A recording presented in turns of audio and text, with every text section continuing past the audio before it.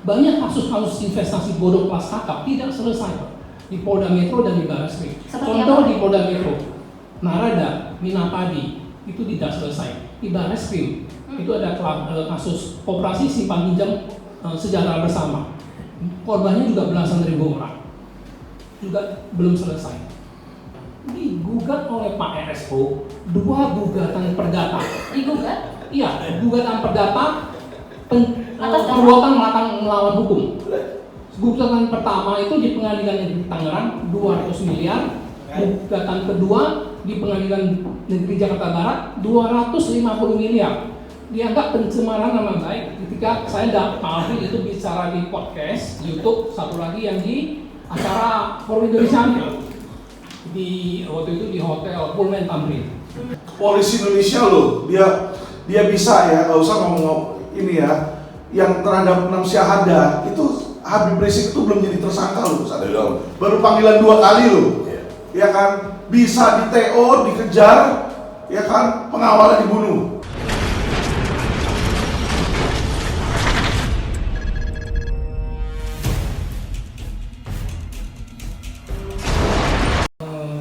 Ini kasus mahkota Oso Sekuritas ya. Jadi saya ini sebagai narasumber, sebagai salah satu korban pelapor kasus mahkota Oso Sekuritas. Kami ada 3 LP di Polda Metro Jaya. Waktu itu melalui kuasa hukum kami dari LP Locom ya. Sudah 2 tahun lebih kasus ini di Polda Metro. Naik sidik 7 bulan yang lalu.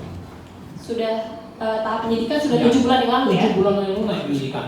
Tapi anehnya sampai saat ini tersangka belum ada dan aliran dana tidak dibuka atau dilacak melalui PPATK.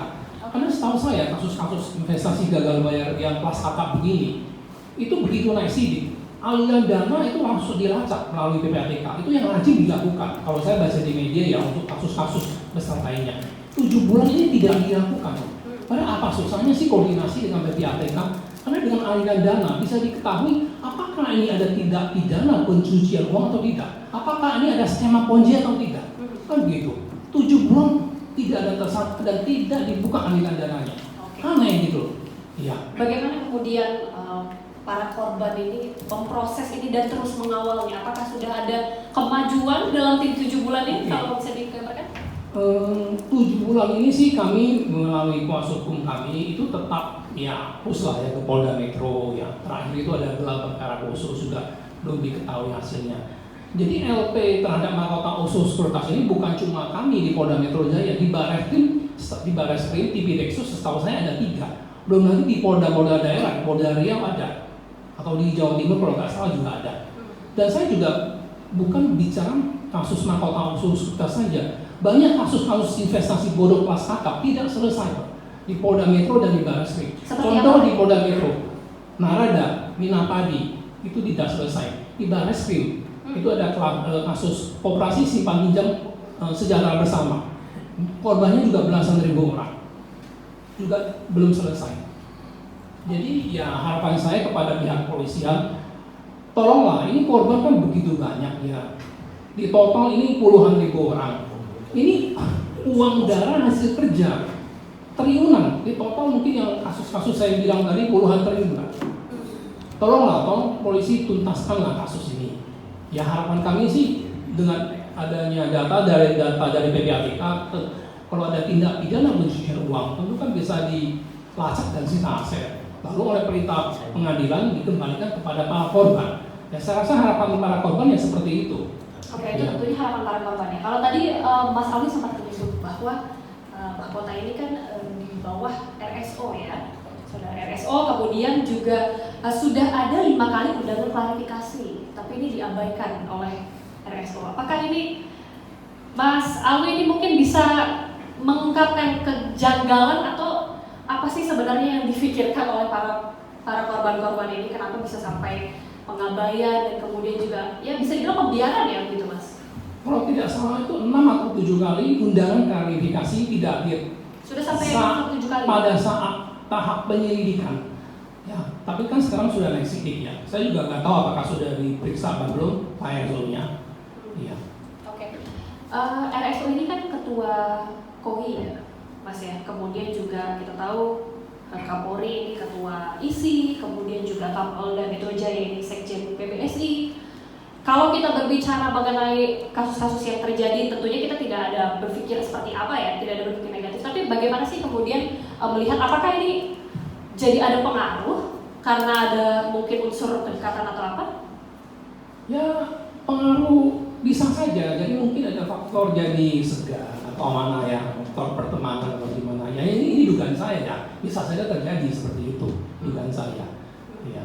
Oke, artinya dari para korban sendiri juga melihatnya ada sedikit seperti itu ya, karena cukup lambat prosesnya. Iya, karena 2 tahun lebih ya. Naik sidik 7 bulan, aliran dana tidak dibuka saja, ini sudah tandanya besar. Saya ingat tahun 2017 ya, Polda Metro Jaya pernah menangani kasus koperasi Pandawa. Itu juga triliunan, cukup heboh waktu itu.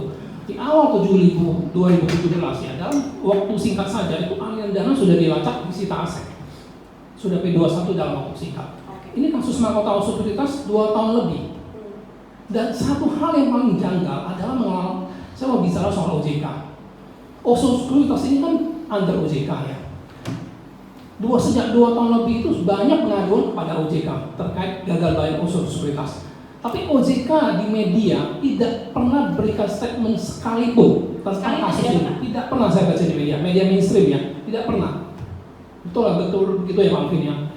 Pak Alvin juga pernah kirim surat ke OJK, tidak ada tanggapan. Ada satu orang wartawan senior, teman saya di harian cukup terkenal ya, grupnya Kompas. Dia pernah WA sama Pak Hussein waktu itu, Kepala Eksekutif Pengawas Pasar Modal, menanyakan kasus OSO sekuritas. Tidak direspon pas update. Sekelas wartawan senior juga tidak direspon. Bayangkan. Ada apa ini kalau gitu pas melihatnya? Ini gagal bayar 7,5 triliun Pak. Korbannya 5.800 orang lebih, tapi OJK diam. Dan banyak media mainstream juga diam, aneh. Nah. Banyak pihak-pihak yang diam atas kasus ini. Betul. Oke. Ya. Kalau gitu bagaimana nih kemudian langkah-langkah yang dilakukan saat ini, tentunya juga bersama dengan Pak Alvin ya. Saat ini kalau misalnya melihat fakta atau realitanya, banyak pihak-pihak yang diam, apalagi kita lihat juga Polda Metro Jaya, mungkin kalau dari ceritanya Mas Alvin sepertinya pakuh gitu ya, agak enggan gitu untuk melakukan tindak yang lebih jauh gitu. Bagaimana kemudian meresponnya ini? Ya, saya harap sih dengan ada kasus Brigadir J ini ya, di kepolisian ini ada reformasi yang signifikan lah. Jadi tolong mohon seperti Pak Anies bilang tadi, tolonglah ya, jangan ada case building seperti itu. Pak Jokowi beberapa bulan lalu juga pernah pesan, tolong berantas investasi bodong ya, jangan ada yang ditutup-tutupi. Jadi kan saya bilang, Presiden saja sudah pernah kasih instruksi seperti itu. Tapi kenapa dari pihak kepolisian terkesan masih setengah hati ya. Jadi saya harap dengan adanya kasus Brigadir J yang begitu heboh, kemudian juga Pak Kapolri itu ada rapat dengan Komisi 3, semua kasus-kasus yang bermasalah ya, mungkin mafia tanah, kasus yang lain-lain juga bisa diungkap tuntas lah kali ini. Jangan ada yang ditutup-tutupi. Demi keadilan ya bagi seluruh rakyat. Iya. Terima kasih. Boleh kita kasih tepuk tangan dulu sekali lagi? Iya, satu lagi. Oh iya, silakan. Saya dan Pak Alvin ya digugat oleh Pak RSO 2 gugatan perdata. Digugat? Iya, gugatan perdata perbuatan melawan hukum. Gugatan pertama itu di Pengadilan Negeri Tangerang 200 miliar. Gugatan kedua di Pengadilan Negeri Jakarta Barat 250 miliar. Dianggap pencemaran nama baik ketika saya dan Pak Alvin itu bicara di podcast YouTube, satu lagi yang di acara Forum Indonesia di waktu itu di Hotel Pullman Tamrin. Ya. Padahal yang saya sampaikan itu semua fakta gitu, bisa saya bantah semua. Tapi saya digugat perdata ratusan miliar gitu. Bingung saya Pak. Bagaimana kemudian kelanjutannya setelah gugatan itu? Ya habis gimana namanya gugatan ini ya terpaksa harus saya dan Pak Alvin hadapi. Kami punya bukti kok untuk bantah itu semua. Gitu loh. Saya sampai heran kok yang punya utang lebih galak ya. Bingung saya. Iya. Kadang biasa terjadi gitu ya Mas. Harusnya saya yang galak kan. Saya yang marah. Ini bapak-bapak Indonesia. Itulah Indonesia. Yang punya utang kok lebih galak gitu. Luar biasa. Tapi terima kasih Mas Alvin, boleh kita berikan tepuk tangan dulu sudah bercerita ya bagaimana ditanya. Pak Alvin silakan langsung ditanggapi, ini luar biasa. Iya, makasih Pak Alwi. Ini menarik ya, makanya kenapa kita memberitahukan agar supaya publik tahu ini ya. Jadi bayangkan bagaimana kasus yang sebenarnya investasi bodong ini mirip-mirip Brigadir J, teman-teman. Kenapa saya bilang seperti itu? Contoh, Brigadir J ini korban penembakan, korban pembunuhan, tapi dia difitnah seolah-olah dialah pelaku penjahatnya yang melecehkan. Makanya dia seolah-olah sebagai penjahat dan pelakunya sebagai korban yang menjadi korban. Ini hal yang sama seperti yang dialami Pak Alwi. Pak Alwi ini taruh uang beberapa miliar karena percaya dengan nama RSO ya, Oso Sekuritas di situ, Raja Sabta Oktohari, taruh beberapa miliar nggak dibayar. Nah, ketika dia meminta uangnya balik, malah dia yang digugat 250 miliar. Penipunya beda. Itu dia. Nah, makanya ini di Indonesia kita menanyakan sebenarnya peran pemerintah, peran polisi itu di mana? Karena kenapa? Berdasarkan pasal 2 Undang-Undang Nomor 2 Tahun 2002, tugas polisi itu melindungi, mengayomi, dan melayani masyarakat. Nah, orang yang seperti Pak Alwi ini yang sudah menjadi korban terus sekarang istilahnya ditindas, itu harusnya dilindungi oleh kepolisian, dilindungi oleh pemerintah. Nah, inilah yang kita mau informasikan keluar. Bagaimana kelihatannya polisi ini seolah-olah ragu ya. Karena kenapa? Mungkin tadi yang dibilang ada kedekatan emosional. Meskipun itu belum terbukti juga ya, belum tentu juga. Belum tentu juga, tapi dengan jabatan yang ada, yang satu ketua Olimpiade, yang satu ketua PBSI dan ketua ISI di situ, Ikatan Sepeda, kita bisa lihat dari medsos, di mana di dalam acara itu kedekatan mereka saling pelukan. Gak usah jauh-jauh Mbak. Lihat Brigadir J, ketika Fadil Imran memeluk si Ferdy Sambo di situ, jalan nggak itu proses yang waktu di Polres? Kagak jalan. Limpah ke Polda, dari Polda limpah ke Mabes. Disitulah dia menunjukkan kedekatan emosional. Itulah yang membuat jadi yang tadi Mas Aziz bilang rekayasa. Ya, ini yang kita sayangkan. Polisi Indonesia loh, dia bisa ya, nggak usah ngomong ini ya, yang terhadap 6 syahadah itu Habib Rizik itu belum jadi tersangka loh, baru panggilan 2 kali loh, ya kan, bisa di TO, dikejar, ya kan, pengawalnya dibunuh. Bayangin, ini Raja Sabta Oktohari 6 kali dipanggil bos. Polisinya mana? Kan di situ. Nah, ini yang kita pertanyakan. Kalau dibilang hukum tajam ke atas, ya kita mengkoreksi pemerintah adalah ini fakta. Mereka mau bukti, kita kasih bukti nih, surat SP2HP-nya ada.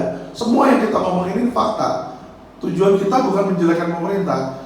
Kamu ada masalah, ini ada kotoran, bersihkan. Kan kita mau begitu. Karena kenapa? Kalau kita yang membersihkan sebagai masyarakat, nanti dibilang revolusi, dibilang makar, ya kan? Nah, ya kan, kalau kita nggak ngomong dia nggak tahu. Oke, terima kasih Pak Alvin atas